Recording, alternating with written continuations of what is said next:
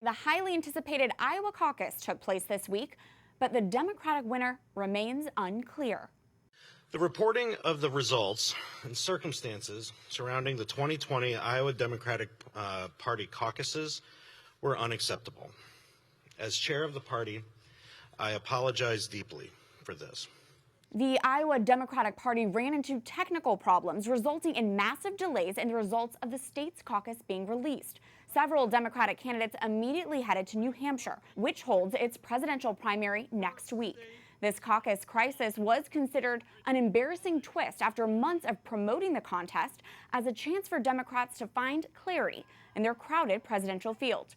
Because Monday's caucus day ended with no winner, no official results, and many questions about whether Iowa will retain its coveted first status.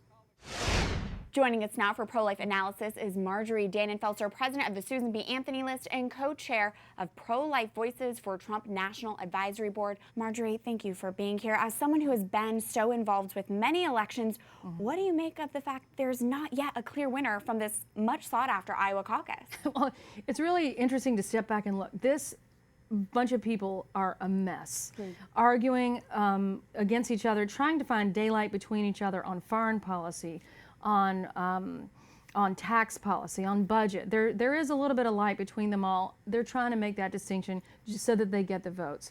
But there are two things that they are completely united on. One, they hate this president. And related to that, they are completely pro-abortion. They are in complete unity on this horrible thing that is a centerpiece of the party. And what's most tragic about that is that they're a completely counter distinction to the grassroots.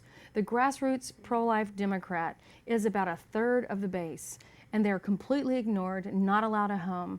And frankly, it means that pro-life Republicans are going to benefit by those votes. And we still have a lot to discuss when it comes to the Iowa caucus. I spoke earlier with pollster Chris Wilson. Wilson was the director of research, analytics, and digital strategy for Senator Ted Cruz's 2016 presidential campaign. Let's watch that interview together. Chris, you worked on Senator Ted Cruz's presidential campaign, and he won the Iowa caucus in 2016. Having been on the inside of a winning campaign, how significant is the Iowa caucus for the remainder of the presidential campaign? What does it really indicate to us? Well, I think we're about to find out because of how poorly Joe Biden did. And if we look at the specifics of our finish in 2016, I don't know how we would have responded to a situation that occurred on Tuesday. But going into the evening, our polling had us up by 3 points, and we won by 3 points. I'm sorry. And that being the case, I mean, we were very confident going into it, and frankly, if we hadn't won by that much, I probably would have lost my job because I was making everybody confident that we were going to be okay. And so my bet is going into Tuesday night, the major campaigns all knew about where they would finish. I think that's why you saw the kind of speech that Buttigieg gave. I think it's why you saw Sanders and Klobuchar and Warren all kind of doing victory laps, even though the public didn't know where they were. They probably themselves knew where they were because their internal operations gave them that information. But what it allowed us to do, and what it allowed, I mean, Donald Trump, who finished second, and Marco Rubio finished third coming out of Iowa, all of us saw our fundraising pick up. And conversely, you look at Jeb Bush, who finished down in the pack, and he dropped out right after South Carolina because even though he had raised $100 million to that point in 2016, it completely dried up afterwards. And again, that's my prediction of what we're going to see coming with the Biden campaign. But, you know, coming out of Tuesday, I'd have to argue there were two really big winners for the Democrats. And one was Michael Bloomberg, because it showed the wisdom of him not participating. The other big winner, Donald Trump, because now he can point to the Democrats and say, look, these guys can't even run an election right. You think they're going to be able to run the country? And the whole narrative that he's been pushing, and he's able to push better than anybody. I mean, certainly I saw it working for Ted Cruz in 2016, is that he'll be able to control the earned media coming out of this. I mean, he will be able to continue to push that narrative going election after election. Look at what they did in Iowa. Chris, the 2020 Democratic presidential candidates all hold extreme abortion views. As a polling expert, is that going to appeal to American voters? You know, I will say it's another thing about Donald Trump is he does not shy away from using life as a major issue. And I'm sure you and I probably had similar cringing reactions Tuesday night every time they talked about the viability of a Democrat candidate. And I always harken back to the way that language has been used so much by Democrat state legislators and governors.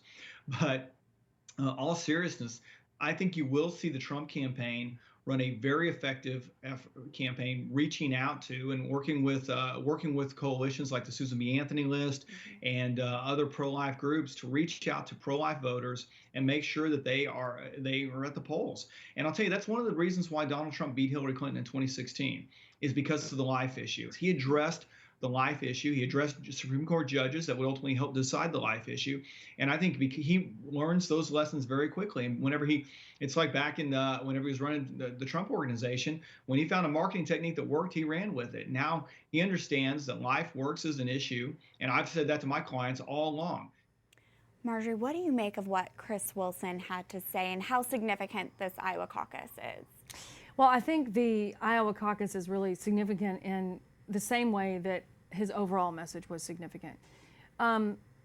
Using the pro-life issue as a political issue is another way of saying, how do we communicate with the culture? How do we communicate with the church about what's at stake in a really consequential election?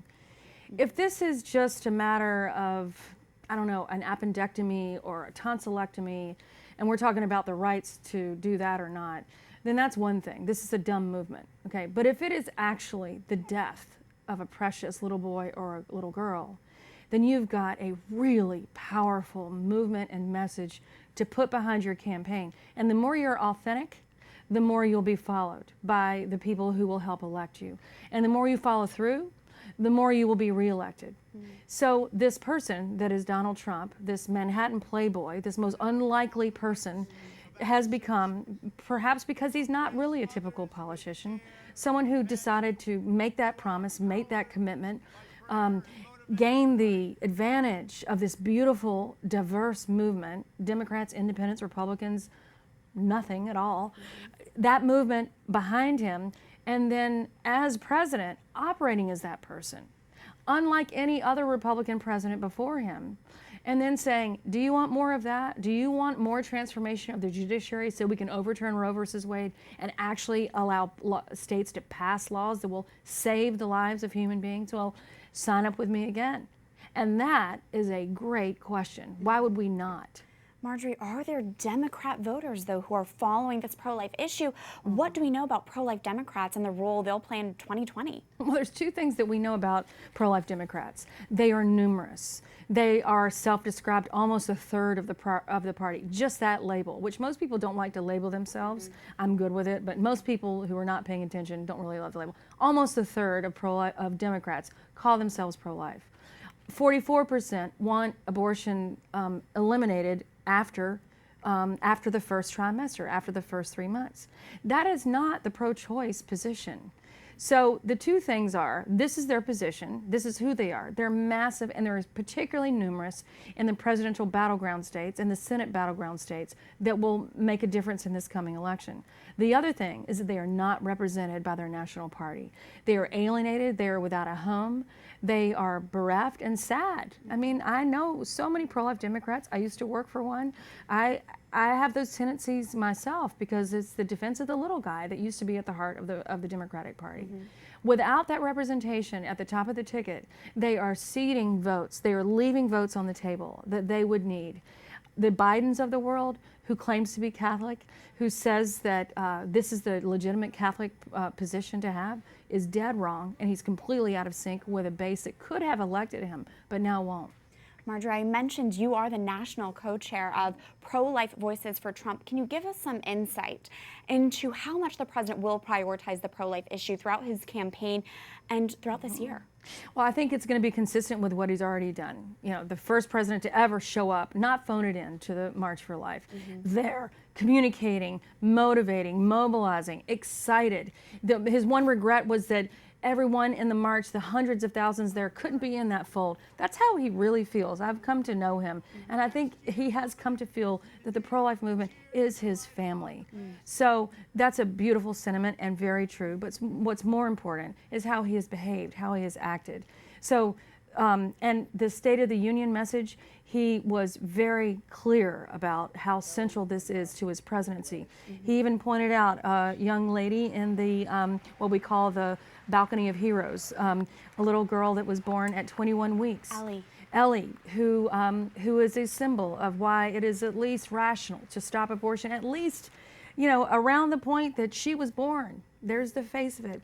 So he, at every rally, at every point, he brings this up, and he's kept it at the center in a way that no other president has. I have no doubt that we will have, he's made it so much easier to rally the pro-life base to his side during the election. Marjorie Dannenfelser, president of the Susan B. Anthony List. Thank you. Thank you.